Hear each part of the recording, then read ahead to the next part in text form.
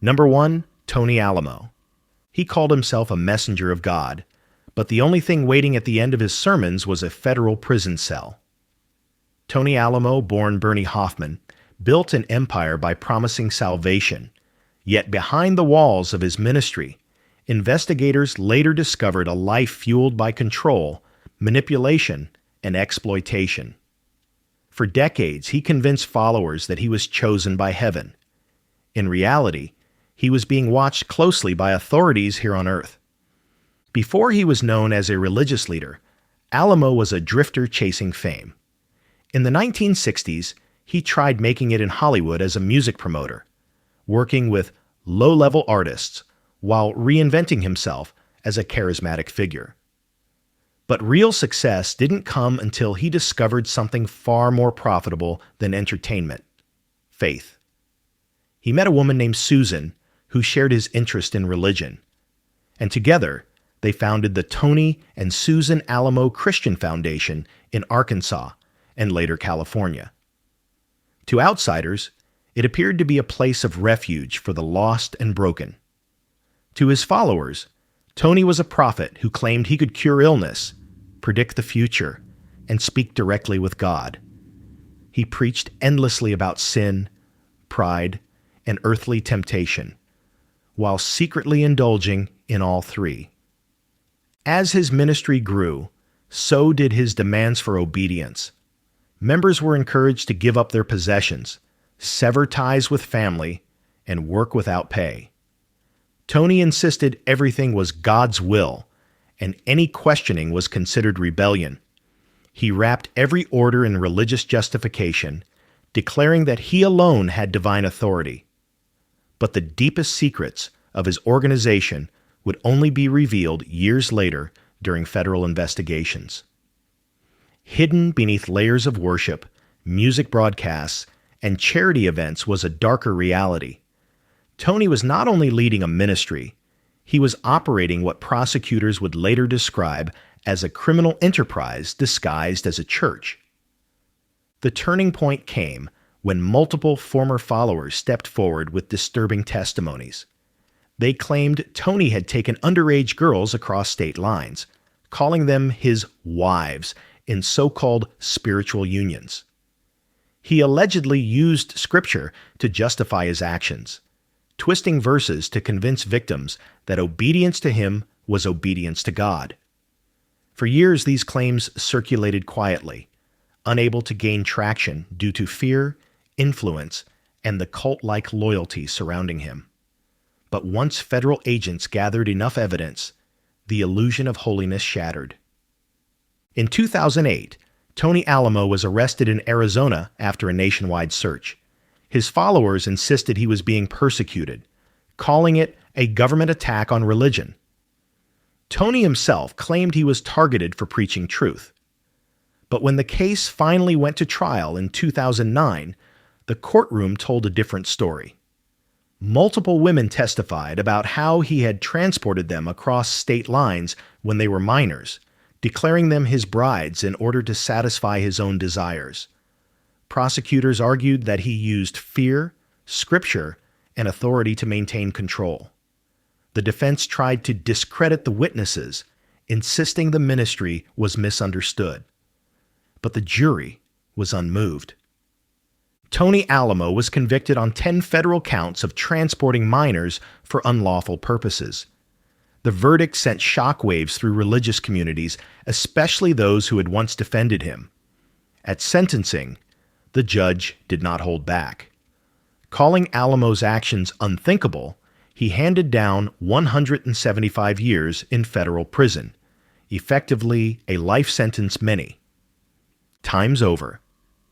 Alamo showed no remorse, still insisting that he had been chosen by God and comparing himself to biblical figures who suffered for their faith.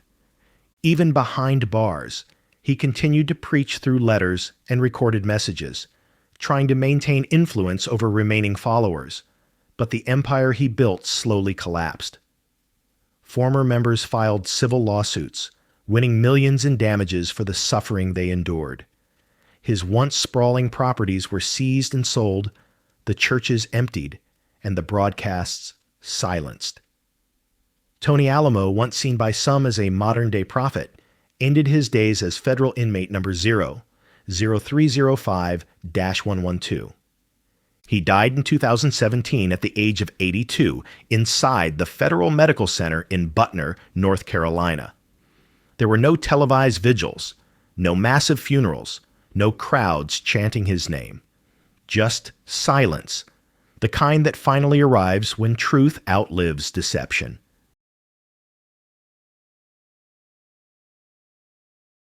Number 2, Warren Jeffs. He ruled his followers with the authority of a king and the fear of a god. Warren Jeffs wasn't elected, appointed, or approved. He was inherited. When his father, Rulon Jeffs, died in 2002, Warren stepped into power as the leader of the Fundamentalist Church of Jesus Christ of Latter-day Saints, or FLDS, a breakaway sect of Mormonism known for its strict isolation and absolute obedience. To outsiders, he appeared quiet and reserved.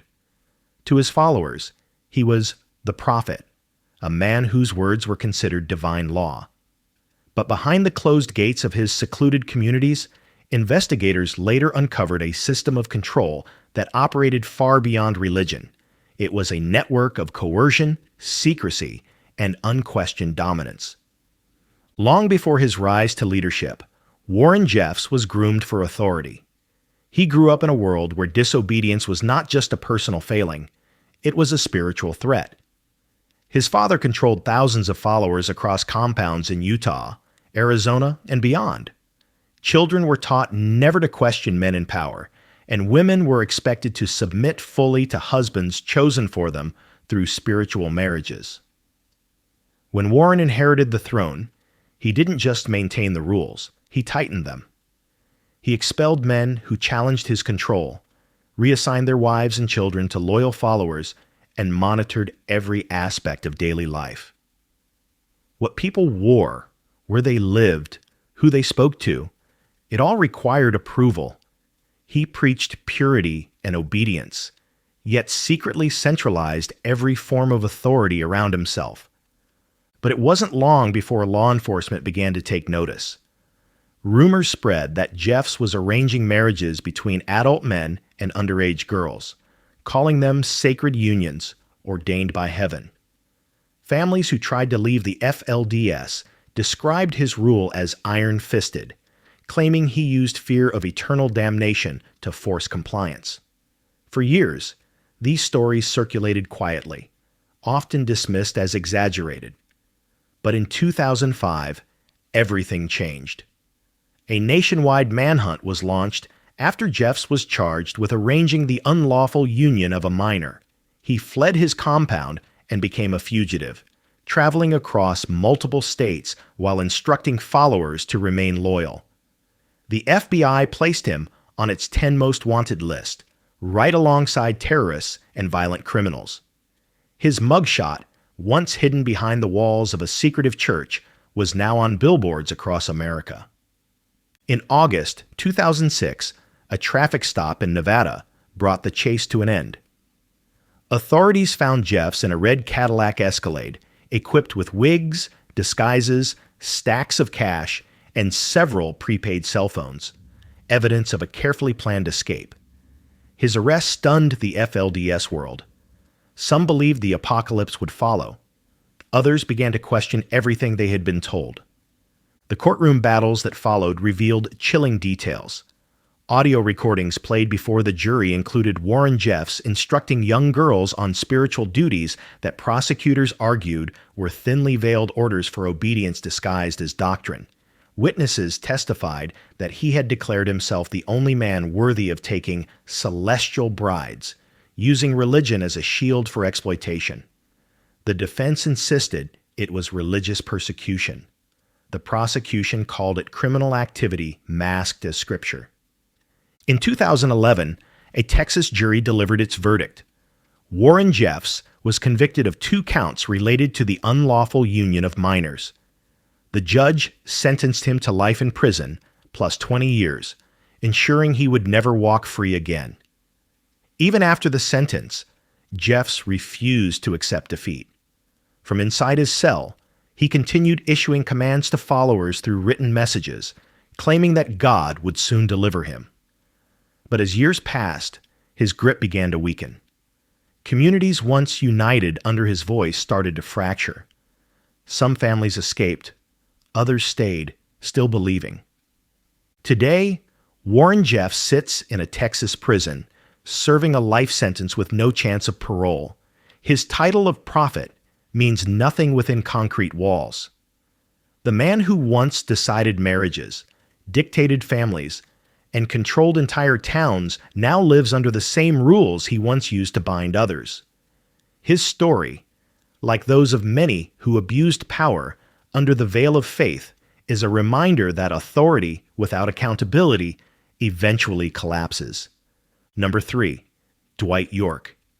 He dressed like a spiritual leader, spoke like a scholar, and claimed he was sent to Earth by higher beings, but investigators would later describe him as one of the most manipulative cult leaders in modern American history. Dwight York, also known under countless aliases, including Dr. Malachi Z. York, founded the Nubian Nation, a movement that blended Egyptian mythology, Islamic teachings, UFO beliefs, and sovereign citizen ideology into one confusing but captivating doctrine.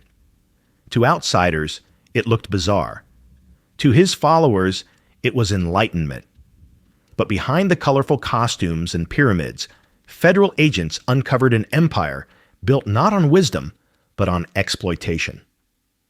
Before his rise as a cult figure, York grew up in Brooklyn, New York. In the late 1960s and early 70s, he positioned himself as a spiritual teacher connected to the Black Muslim movement. He opened bookstores, wrote self-published religious texts, and reinvented himself so often that even scholars struggled to define his doctrine. One year he was a Muslim imam, the next a Hebrew elder, then an extraterrestrial emissary claiming to originate from a star system called Ilun.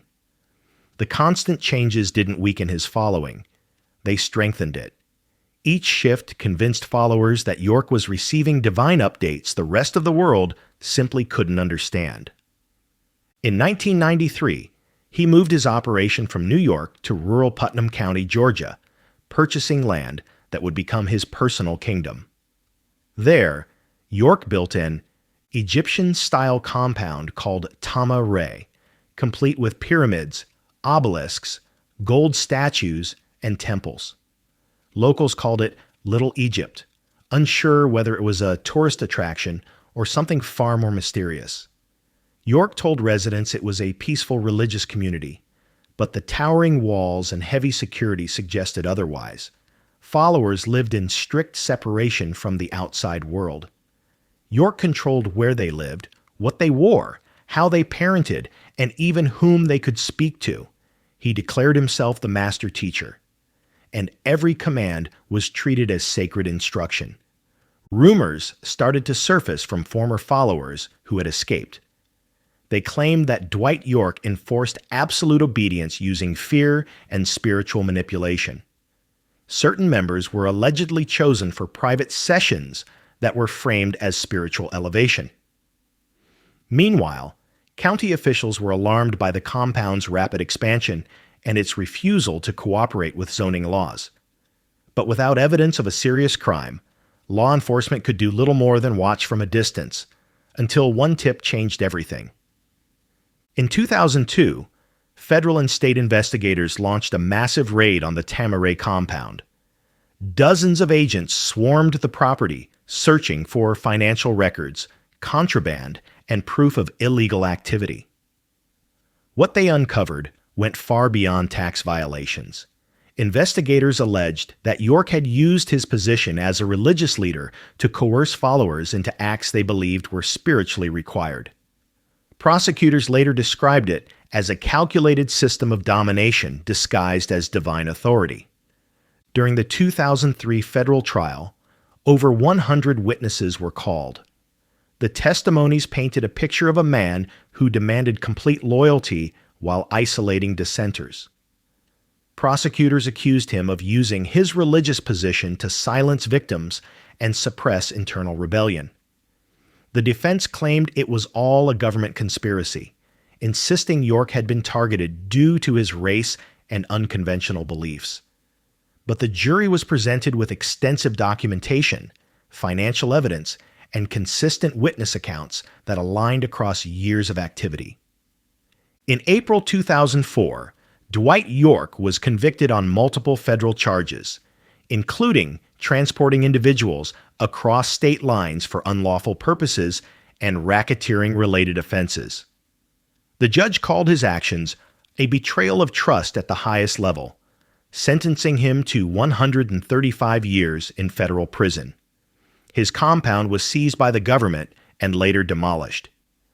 The pyramids were torn down, the statues removed, and the land returned to the county. From behind bars, York still attempted to operate as a spiritual figure. His followers claimed he was framed and launched online campaigns insisting he was innocent. Some even began writing letters to government officials demanding his release, but the legal system remained firm. There would be no appeal strong enough to overturn the conviction. Today, Dwight York is incarcerated at the United States Penitentiary Administrative Maximum Facility, ADX, in Florence, Colorado, the most secure prison in America. Once surrounded by gold-painted monuments and chanting followers, he now lives in near-total isolation, confined to a concrete cell for 23 hours a day. Number 4. Henry Lyons. He wasn't just a pastor, he was one of the most powerful religious leaders in America. As president of the National Baptist Convention, USA, Henry Lyons represented millions of church members across the country, managing vast budgets and public initiatives. He walked with politicians, spoke at national conferences, and was seen as a symbol of religious authority. But while preaching about integrity and stewardship, he was secretly treating his position like a personal investment account. Before his downfall, Lyons had a sterling reputation. Born in Florida, he rose through the ranks of Baptist leadership with charisma and ambition. By the mid-1990s, he had become president of one of the largest black religious organizations in the United States. His job came with influence, visibility, and access to massive fundraising streams, from disaster relief campaigns to community development funds. Many believed he would leave behind a lasting spiritual legacy. Instead, he left a financial scandal that rocked the religious world. The truth began unraveling in 1997 after a suspicious house fire. Authorities discovered that Lyons co-owned a $700,000 waterfront home in Florida, not with his wife, but with another woman who worked with him in the convention offices, raising questions about both money and loyalty. When his wife found out, she famously set fire to the property, drawing national media attention. The blaze didn't just ignite the house, it ignited a full-scale investigation. Reporters and investigators began digging through financial records. What they found was staggering. Lyons had used convention funds to buy luxury homes, expensive jewelry, and lavish gifts, not just for himself, but for women outside his marriage. Prosecutors later revealed that he had formed secret partnerships with corporate vendors, collecting kickbacks every time the convention bought supplies or services. Money raised for missionary work and charitable projects had allegedly been funneled into personal spending.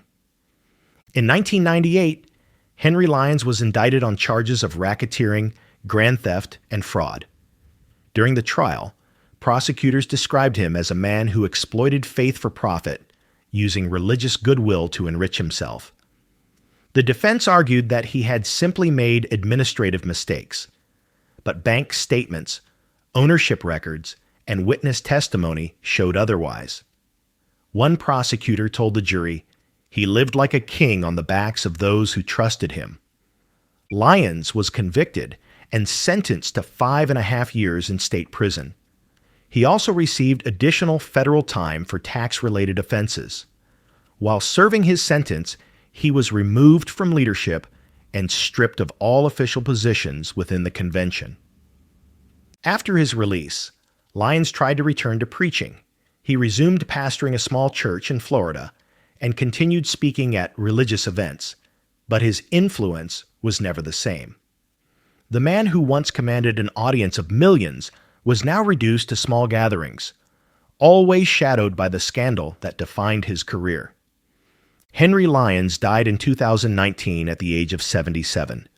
Some remembered his early contributions to ministry. Others remembered the betrayal. In the end, his legacy became a warning rather than a model, proof that power without accountability can turn even the pulpit into a place of corruption. Number 5. Wayne Bent, also known as Michael Travesser. He didn't just claim to be a preacher. He claimed to be the final messenger from God. Wayne Bent, born Michael Travesser, told his followers that he was the literal embodiment of Christ, sent to prepare the world for its spiritual transformation. To outsiders, he seemed eccentric. To his followers, he was salvation itself. But to prosecutors, he was something far more dangerous, a self-declared prophet who used spiritual authority to cross boundaries that no leader should ever approach. Bent's path to notoriety began in the 1980s when he broke away from traditional Christianity and announced he had received a direct revelation from God. He founded a remote commune in Union County, New Mexico, known as Strong City. There, away from outside interference, he taught that modern religion had failed and that only those who followed him could achieve true spiritual rebirth. Families sold their homes, abandoned their careers, and relocated to the desert to live under his teachings. Inside the compound, Bent was not simply a preacher. He was the unquestioned ruler. Every decision, from daily routines to personal relationships, had to pass through him. Over time, his teachings shifted from spiritual to deeply personal. He claimed that physical boundaries were a product of earthly corruption, and that intimacy between followers and their Messiah was an act of divine healing. He called it restoration, insisting that his actions were commanded from above. Members were expected to comply, even if they felt uncomfortable. Those who questioned him were told they were resisting God's will. Concerned relatives who had lost contact with their family members in the commune began contacting law enforcement. At first, there was little that authorities could do. Bent's followers defended him passionately, insisting that he was a misunderstood holy man. But everything changed in 2008 when 2 minors came forward, claiming Bent had laid beside them during spiritual sessions meant to symbolize purity. While no explicit contact was confirmed in those accounts, prosecutors argued that the intent and pattern of behavior crossed legal lines. In 2008, Bent was arrested and charged with criminal sexual contact with a minor and contributing to the delinquency of a minor. The trial quickly became headline news, not just because of the accusations, but because Bent represented himself as a martyr, claiming the government was persecuting him for his divine role. He told the jury that God had commanded his actions. The prosecution countered that no religious claim could excuse crossing moral and legal boundaries, especially involving minors placed under his authority. The jury sided with the evidence. In December 2008, Wayne Bent was convicted. The court sentenced him to 18 years in prison, with 8 years suspended, meaning he would serve 10 years behind bars. Even in sentencing, he refused remorse, declaring that the court had crucified Christ again. Bent was released on parole after serving his time, but his influence never returned to its former strength. Strong City's population dwindled, buildings decayed, and the once vibrant commune slowly faded into silence. His followers, once unified under unwavering devotion, scattered, some still believing, others looking back with regret. Today, Bent lives far from the pedestal he once claimed. He is no longer Messiah. He is a former inmate with a record and a legacy defined not by prophecy, but by prosecution. His story stands as a warning. Charisma mixed with conviction can elevate a man, but the law remains unchanged no matter how holy one believes himself to be.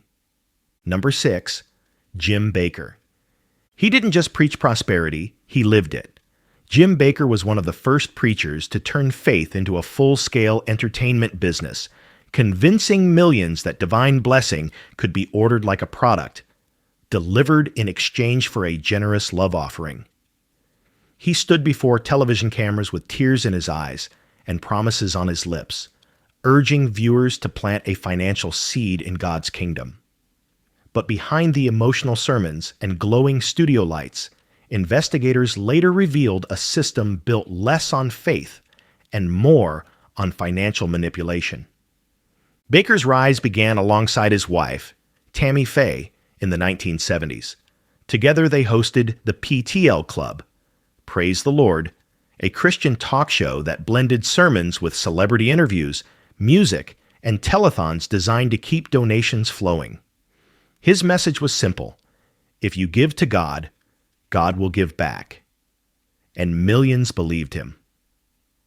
At the height of his fame, Bakker reached over 13 million viewers daily, building a loyal following that saw him as a trusted spiritual guide. But Bakker wasn't content with television success. He wanted an empire. In the early 1980s, he launched Heritage USA, a sprawling Christian theme park and resort in South Carolina.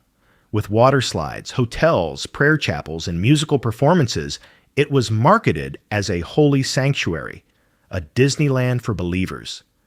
Visitors came in droves. Bakker appeared unstoppable.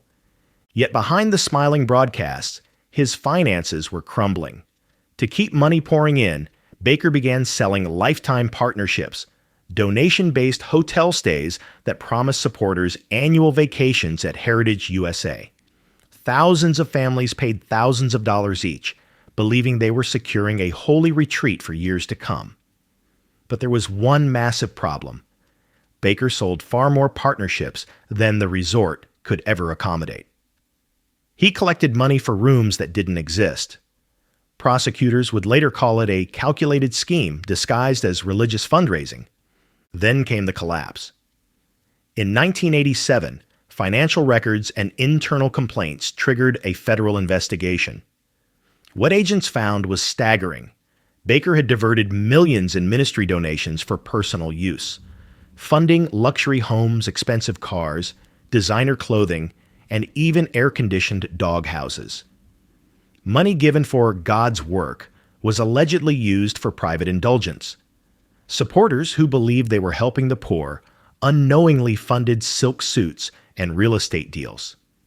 In 1989, Jim Bakker was convicted in federal court on 24 counts of fraud and conspiracy. Prosecutors argued that he had intentionally misled donors for financial gain, using religion as a shield from accountability. During sentencing, the judge called Bakker's actions an assault upon the trust of the faithful and handed down an initial sentence of 45 years in federal prison. Bakker entered prison a disgraced figure. His ministry dissolved. His empire collapsed. His wealth vanished. Even Tammy Faye eventually moved on. After appeals, his sentence was reduced and he was released after serving 5 years. Most assumed his career was over. But Jim Bakker wasn't finished. In the 2000s, he made a surprising return to television, this time with a new program, The Jim Bakker Show, where he promoted survival food buckets and end times preparation kits rather than prosperity pledges. He claimed to have changed, saying he had been humbled. Critics argued he was simply rebranding the same tactics in a different package. Today, Bakker remains a controversial figure. Still broadcasting, still selling, still preaching. His downfall serves as one of the most famous examples of how religious influence can be twisted into financial power, and how unchecked charisma can blind even the most faithful. Number 7. Kent Hovind. He spent years arguing against evolution, but in the end, it wasn't science that defeated him. It was the tax code. Kent Hovind, better known to his followers as Dr. Dino, built his reputation by touring churches and schools across America, delivering fiery lectures claiming that modern science was wrong and that the world was only a few thousand years old. He positioned himself as a bold truth-teller, fighting against government lies and academic corruption. But while he was busy calling out what he believed were global conspiracies, federal agents were quietly building a case of their own, this time against him. Before his downfall, Hovind was widely known in Christian fundamentalist circles. He founded Dinosaur Adventureland in Pensacola, Florida, a creationist theme park where children could ride zip lines, view homemade dinosaur statues, and hear lectures about how humans and dinosaurs once lived side by side. He framed his science debates as a mission from God, insisting that questioning him was questioning Scripture itself. His confidence and theatrics earned him a large following. To many, he wasn't just a preacher. He was a warrior in a cultural battle. But behind the scenes, investigators alleged that Hovind was less interested in following earthly rules. According to federal prosecutors, he had been withholding payroll taxes, disguising ministry workers as volunteers while still paying them. He allegedly funneled money through multiple personal accounts, withdrew large sums in cash, and claimed that his ministry was not bound by federal tax law because it was God's property. When questioned, Hovind often insisted that taxation itself was unbiblical. In 2006, the situation came to a breaking point. After a lengthy investigation, Hovind was indicted on 58 federal counts, including tax evasion, structuring bank withdrawals to avoid reporting requirements, and obstructing the IRS. When agents arrived to arrest him, he reportedly claimed he had no legal obligation to cooperate because he was employed by God. In court, prosecutors argued that Hovind had knowingly broken the law while hiding behind religious rhetoric. The trial was swift. Jurors heard testimony about hundreds of thousands of dollars withdrawn in small increments to avoid detection. They reviewed records of employees who had been instructed not to call themselves employees to avoid tax liability. Hovind's defense, that he was simply following biblical principles, did not convince the court. He was convicted on all counts and sentenced to 10 years in federal prison. His wife at the time, Jo, was also convicted for her role in the financial operations. The judge emphasized that religious status did not place anyone above the law, stating plainly that no ministry is exempt from accountability. Even from behind bars, Hovind continued to write letters and release recorded messages, insisting he was being persecuted for his faith. Supporters rallied behind him, framing the case as a government attack on Christianity. But the court's position remained firm. The case was about taxes, not theology. After serving his sentence, Hovind was released in 2015. He quickly returned to preaching, launching YouTube channels and new ministries from Alabama. He continued to speak out against government overreach and maintained his innocence regarding the original charges. Today, Kent Hovind remains a polarizing figure, celebrated by some as a martyr of religious liberty and dismissed by others as a preacher who cloaked financial misconduct in divine language. His story is a reminder that no matter how passionately someone speaks about heaven, they still have to answer to the laws here on earth. Number 8, Lamor Whitehead. He wore designer suits to the pulpit, drove luxury cars to Sunday service, and live-streamed his sermons from private jets. To his followers in Brooklyn, he was known as Bishop Lamor Whitehead, the flashy pastor who preached prosperity and dressed like he already had it. He called himself blessed. Prosecutors would later call him something else, a con artist in a clerical collar. Before his legal troubles, Whitehead was a rising star in New York's religious scene. He led leaders of Tomorrow International Ministries, a church where sermons were as much about financial elevation as spiritual salvation. He stood in front of velvet thrones, wore diamond-encrusted watches, and boasted about connections with celebrities and politicians. He claimed to counsel high-ranking officials and insisted that his wealth was proof of God's favor. His image was bold, confident, and intoxicating, especially for followers who hoped that giving to him might somehow elevate them too. But behind the charisma and designer wardrobe, investigators uncovered something much darker. According to federal prosecutors, Whitehead used his image of success to lure vulnerable believers into fraudulent schemes, promising mentorship, investment returns, or even access to political influence, all in exchange for large sums of money. One case became central to his downfall. A woman from his congregation alleged that Whitehead persuaded her to invest her life savings, about $90,000, into a real estate deal he claimed would benefit her. Instead of investing it, prosecutors said he spent the money on luxury clothing, jewelry, and personal expenses, never delivering on any of his promises. When she confronted him, he allegedly told her to trust the process and stop questioning a man of God. In another instance, Whitehead was accused of attempting to extort a businessman, promising he could secure political favors in exchange for investment into his ventures. He allegedly leveraged his claimed relationship with the New York City mayor, name-dropping high officials as if they were tools in his personal network. When the FBI stepped in, Whitehead tried to portray himself as a victim of religious targeting. He argued that he was being punished for being successful while preaching in style.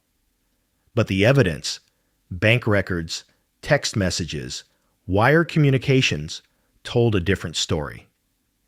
In 2023, he was arrested and charged with wire fraud, extortion, and making false statements to the FBI. During the 2024 trial, prosecutors framed him as a man who used faith as a marketing tool, selling an image of prosperity to gain access to people's wallets. The defense argued that he was a legitimate businessman whose ventures simply failed. But the jury saw a pattern: repeated promises made, funds taken, and very little delivered in return. In June 2024, Lamor Whitehead was sentenced to 9 years in federal prison. The judge described his conduct as calculated and predatory, emphasizing that religious leadership is not a license to exploit. Today, the man once known as the Bling Bishop now lives without velvet chairs, gold chains, or spotlight sermons. His legacy is no longer built on style. It's defined by a cautionary tale of how presentation without integrity can crumble under the weight of truth. Number 9, Barry Minkow. He went from teenage millionaire to convicted fraudster, and then from prison inmate to born-again pastor. For a moment, it looked like Barry Minkow had rewritten his own story. He was the man who fooled Wall Street, paid his price, found redemption, and rebuilt his life as a preacher. But prosecutors would later reveal that his transformation wasn't as genuine as it seemed. Because once again, Minkow used faith not as a path to honesty, but as a strategy for deception. Barry Minkow was already infamous long before he entered the church world. In the 1980s, at just 16 years old, he founded ZZZZ Best Carpet Cleaning, a company he built through aggressive marketing and fake contracts. By the time he was 21, the business was publicly traded on the stock market and valued at over $200 million. News outlets praised him as an entrepreneurial genius. Schools invited him to speak to students about success. But while investors were celebrating his brilliance, federal investigators were quietly uncovering a different truth. ZZZ Best was built almost entirely on fraud. In 1987, the entire company collapsed. Minkow was exposed as one of the youngest white-collar criminals in U.S. history. He was convicted on 57 counts of fraud, money laundering, and conspiracy, and sentenced to 25 years in federal prison. That could have been the end of his story, but instead, it became the beginning of his next act. Behind bars, Minkow publicly embraced religion. He claimed to have found God, began leading prison Bible studies, and positioned himself as a changed man. When he was paroled after serving just 7 years, he didn't return to business. He became a pastor. He took leadership of Community Bible Church in California, preaching about forgiveness and using his past as a testimony of transformation. He even worked with the FBI as a fraud consultant, helping corporations identify financial scams. News outlets declared him the ultimate redemption story. But redemption wasn't the full truth. While preaching from the pulpit, Minkow was secretly involved in a new series of financial schemes. He used his position as pastor to gain access to parishioners' finances, conducting unauthorized transactions and making false investment promises. At the same time, he ran a so-called fraud detection firm that he allegedly used to manipulate stock prices, publishing reports that tanked companies he had already bet against. In 2011, federal agents discovered the pattern. Minkow was charged once again, this time for embezzling over $3 million from his own church members. Prosecutors stated that he preyed upon the very people who trusted him most, those seeking spiritual leadership. The betrayal hit deeper than his first crime, not just because of the money, but because of the platform he used to take it. He pleaded guilty and was sentenced to 5 years in federal prison. But that wasn't the end. Additional charges soon followed related to stock manipulation. Altogether, Minkow would serve over a decade behind bars in his second round of imprisonment. Today, Barry Minkow is no longer celebrated as a redeemed fraudster. He is known as a double offender, a man who turned a story of repentance into another opportunity for exploitation. His tale stands out among criminal cases not just for the crimes themselves, but for the twist. He didn't pretend to be holy to hide his wrongdoing. He pretended to be reformed to repeat it. Number 10. Brett Jarad Monroe. He preached about faith, trust, and integrity. But behind the doors of his own home, federal investigators later discovered evidence that told a very different story. Brett Jarad Monroe wasn't a celebrity preacher or a national figure. He wasn't leading a massive cult or hosting televised sermons. He was an associate youth pastor in Texas, someone parents believed they could trust with their children. That trust would ultimately become the very reason his case shook his community to its core. Before his arrest, Monroe was seen as a model church figure. He lived a quiet suburban life, maintained a friendly reputation, and worked closely with teenagers in his congregation. He organized youth gatherings, Bible study sessions, and overnight retreats. He spoke often about moral discipline and setting an example. For many families, he was a positive influence, someone who appeared dedicated, helpful, and grounded in faith. But prosecutors would later argue that he used that trust not to mentor, but to access. The truth surfaced when federal investigators were alerted to suspicious online activity linked to Monroe's residence. Authorities launched a digital investigation and eventually uncovered evidence suggesting he had been secretly recording a minor inside his home and distributing the material online. What made the case especially disturbing wasn't just the crime itself, it was the calculated deception behind it. Monroe had allegedly installed hidden recording devices in areas where young visitors would stay, masking them as household fixtures while continuing to preach about purity and righteousness from the pulpit. When agents executed a search warrant, they found electronic devices with extensive digital material. They traced uploads back to Monroe, confirming that what he concealed in private contradicted everything he claimed in public. At the time of his arrest, many church members refused to believe it. Some insisted there had to be a mistake.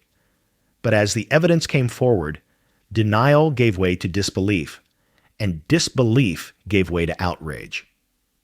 In federal court, prosecutors emphasized how deeply Monroe had violated his position. This was not a random offender, they argued. This was a trusted religious figure who used his spiritual authority as protection. The defense attempted to soften the claims, pleading for leniency. But the digital records were undeniable and extensive. In 2023, Brett Jarad Monroe was convicted in federal court on charges related to exploitation and illegal distribution. The judge did not hesitate in delivering a decisive sentence. Citing his betrayal of trust and long-term planning, the court sentenced him to over 24 years in federal prison. That meant Monroe, once a mentor to teenagers, would spend nearly a quarter of a century under supervised custody, far removed from the congregation he once guided. As with many such cases, the fallout extended beyond the courtroom. Families who had trusted him were forced to reevaluate everything they believed about safety within religious spaces.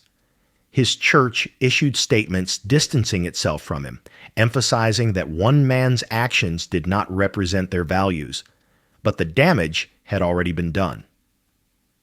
Today, Monroe sits behind bars in the federal prison system. No sermons, no youth events, no congregation to applaud his words, only time to reckon with his actions.